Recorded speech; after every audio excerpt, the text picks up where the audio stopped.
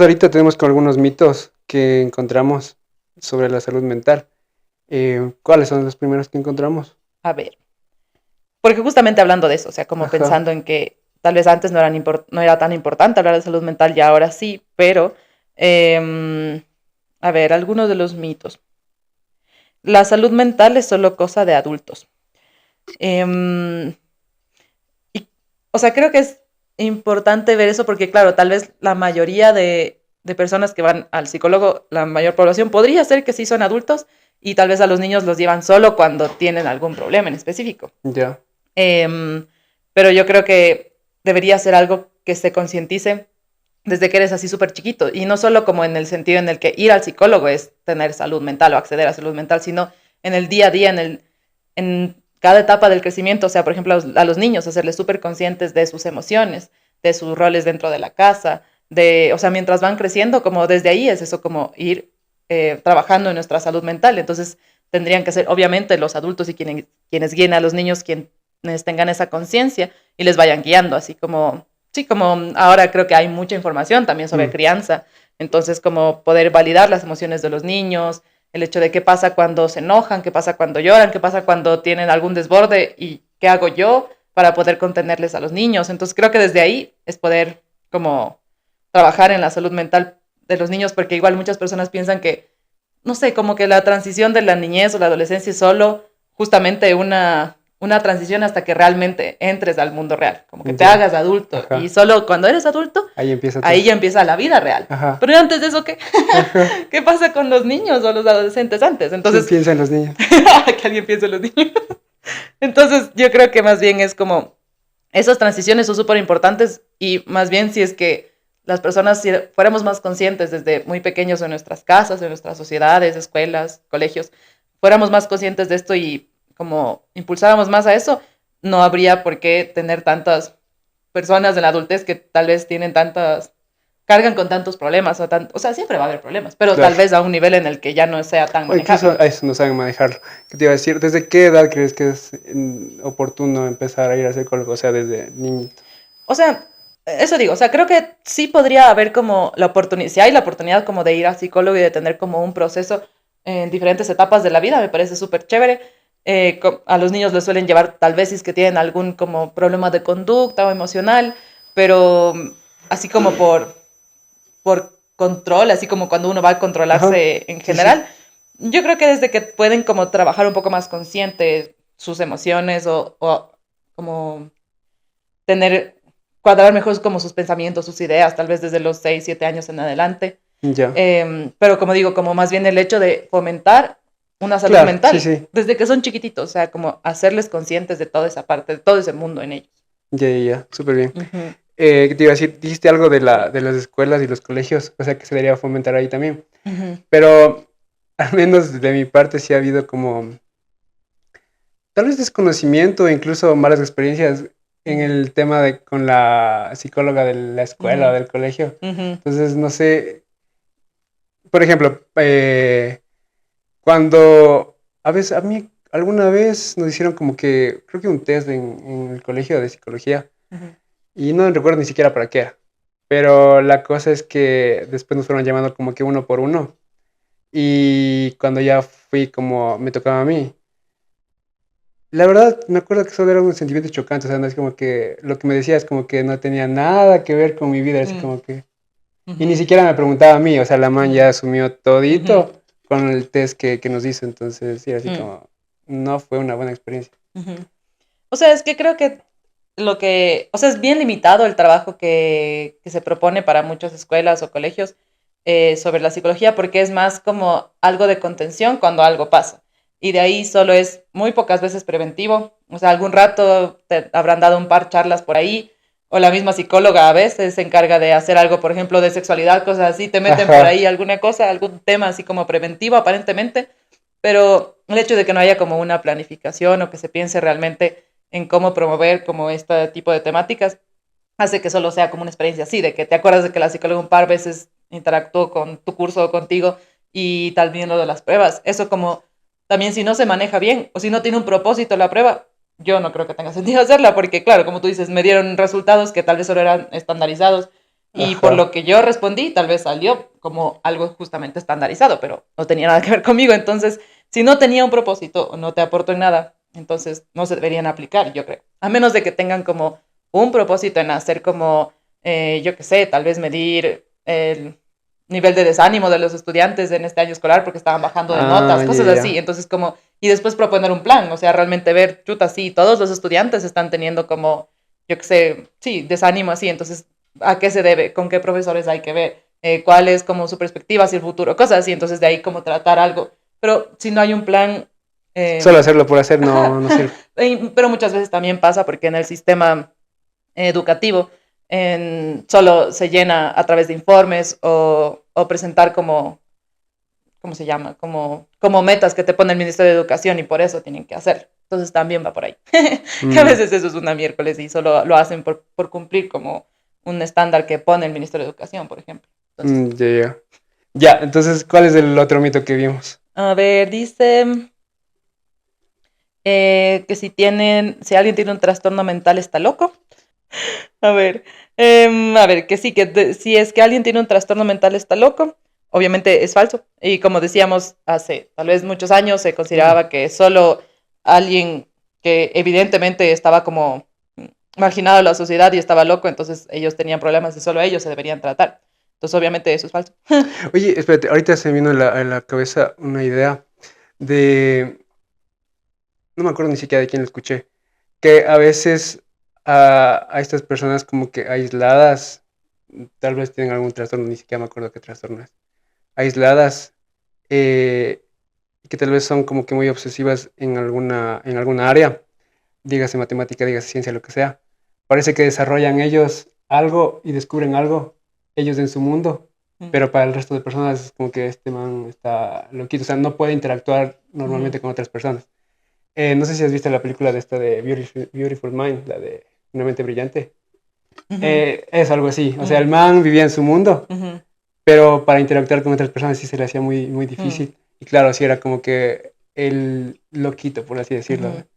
Entonces, Sí, o sea, es que hay como diferentes tipos como de diagnósticos, puede ser, o de trastornos que llevan a las personas a ser como más funcionales, o algunos tal vez no tan funcionales en unas áreas, pero en otras sí, como dices, tal vez esta persona, su nivel de coeficiente intelectual le permitía desarrollar otro tipo de habilidades, pero tal vez las habilidades sociales eran bajas. Entonces, tal vez sí hay ciertos patrones en ciertos tipos de diagnósticos que te dicen como que las habilidades sociales hacen que mientras, o sea, mientras existen ciertos patrones, las habilidades sociales son un poco más bajas. Pero, claro, hay algunas cosas que son más evidentes como esas, o como, por ejemplo, personas que tienen como alucinaciones o esquizofrenia o algo como más evidente que no les permite ser funcionales en el día a día. Pero tal vez hay otro tipo de diagnósticos como, yo que sé, como ansiedad o trastornos como con depresión o cosas así que tiene que ver un poco más con esta desregularización de las emociones. mm, Entonces, hay como diferentes mmm, ramas, como es muy amplio, creo que la parte como de los trastornos mentales o los diagnósticos, y también hay muchas como ramas de la psicología que trabajan algunos con la parte como patologizante, o sea, poniéndole una patología o un trastorno, un nombre al ciertos síntomas, y mm, otra que es despatologizante, que en cambio no se habla netamente, no quiere decir que no exista, o sea, existe ciertos patrones, o sea, tú ves que, por ejemplo, yo que sé, en un niño con autismo, o sea, ves todos estos comportamientos, y si todo ese listado conforma ese trastorno, pero no se le trata a la persona a través de su trastorno, o sea, no es la persona su trastorno, sino mm, tiene ciertas condiciones, ciertos síntomas. Entonces, como hay ciertas corrientes que son como patologizantes, otras despatologizantes, pero la idea es como trabajar para que la persona pueda hacerlo más funcional. Y justo lo que decía la definición, o sea, que pueda desenvolverse en la vida, con su comunidad, tomar decisiones, ser funcional, o sea, como eso sería lo ideal, pero no quiere decir que por tener un trastorno estés loco. ajá. Ya, ¿cuál es el otro mito que había? Eh, los medicamentos para la salud mental son malos o innecesarios.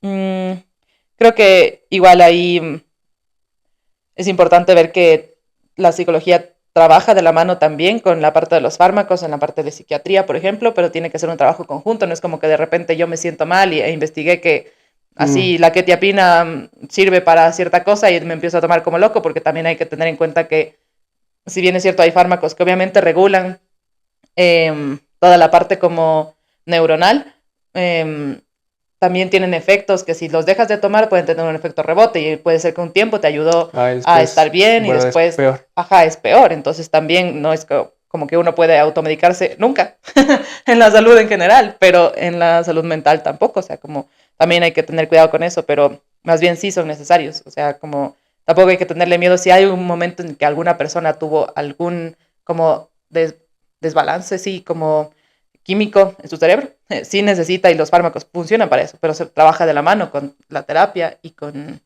la parte farmacológica, con la psiquiatría. Ajá, porque ¿te acuerdas igual de esta película de este man mismo, de Una mente brillante? El man tomaba unos medicamentos y claro, ya había como ratos en el que decía ya no voy a tomar y otra vez le volvían como estas imágenes de esquizofrenia. Entonces, claro, en ese punto creo que para el man sí le servía. O sea, pero si en otros puntos dices que tal vez, o más bien, automedicarse como tal ya estaría erróneamente. Claro, sí. Pero sí, más bien sí son útiles y necesarios en algunos casos. Chévere. Vamos con otro. A ver, otro dice, ir al psicólogo es para débiles. Amén, ya sigamos. Increíble. Está bueno. Sí, sí creo eso. O sea, creo No hay que, ningún mito en eso, sigamos. que muchas personas piensan, y tal vez, o sea, fuera de si es que no tuviera como esta profesión, tal vez podríamos, igual yo podría pensar como que sería mi último recurso. O sea, como intentaría agotar todos mis recursos antes de ir al psicólogo. Sí. Y muchas personas creo que hacen o hacemos eso. Pero tal vez podemos pensar en que podríamos hacer un trabajo como preventivo. No siempre tenemos que estar mal o pésimo, pero en ocasiones es el porcentaje más alto por el que consultan las personas, porque están muy mal y tienen algún problema muy grave y ya no saben qué hacer, ahí van. Pero podría ser un trabajo mucho más preventivo si fuéramos más conscientes de lo importante que es trabajar en nosotros mismos. Pero más bien creo que quienes deciden ir es porque también quieren tener esa parte como de autocuidado y han tenido la valentía de reconocer, estoy pasando por esto, o simplemente quiero poder entender mucho mejor quién soy, quién es el resto, o sea, cómo es el resto, qué me pasa en este mundo.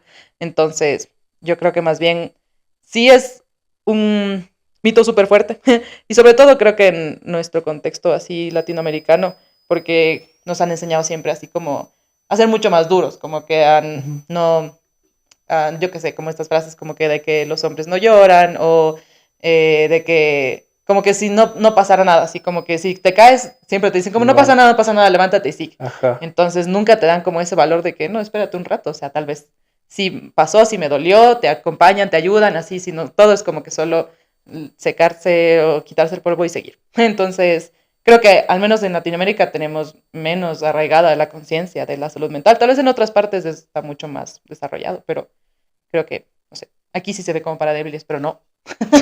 Pero no. A ver, vamos con las otras. Creo que ahí sí entramos a las otras. A ver, dice... Bueno, también la salud mental no tiene relación con la salud física y más bien yo creo que antes las veían como separadas o ni siquiera estaba considerada la salud mental, como decíamos, pero creo que tiene más bien completa relación porque hay muchas veces en las que, por ejemplo, si hay demasiado estrés, se somatiza en el cuerpo, en el estómago, entonces como que hay muchas cosas que más bien nuestro cuerpo no logra procesar y lo saca de alguna manera. El cuerpo también es muy inteligente. Ahorita se me vino a la cabeza No sé, a ti no te gusta el fútbol, creo, ¿no? No. Rayos. Verás, hay un jugador que se llamaba Adriano, que es un brasilero, y él jugaba en el Inter de Milán. Y claro, los compañeros cuentan que alguna vez él recibió una llamada, creo que en pleno partido, o sea, en el entretiempo, creo que recibe una llamada avisándole que el papá se murió. Oh, Entonces, claro, todos le vieron como destrozado y demás. Y el man era así un jugadorazo, o sea, era delantero súper crack el man. Pero después de que fallece el papá, todos los compañeros dijeron como que no, o sea, ya se destrozó, ya no era el mismo. Ya ni para jugar, ya ni en ánimos ni nada. Y claro, bajó tanto que jugando en Europa volvió a jugar en Brasil. Y después en Brasil ya dejó de jugar. Entonces sí le afectó como que algo así como ese trauma de perder un padre y no saberlo cómo tratar o qué hacer, lo llevó como que del, de la élite futbolística a quedarse ya sin jugar. Entonces sí, sí te afecta también. Claro, En la sí. profesión, de manera física también, entonces. Ajá. Sí, sí, sí, eso es full loco y por eso creo que es importante poder tener esos espacios para tampoco quedarte solo, especialmente en algo así como un duelo. Debe ser muy, muy duro, pero no quedarte solo y si tienes la oportunidad de tener acompañamiento también psicológico que te dé herramientas para poder procesar eso, aún mejor. Pero sí, sí afecta.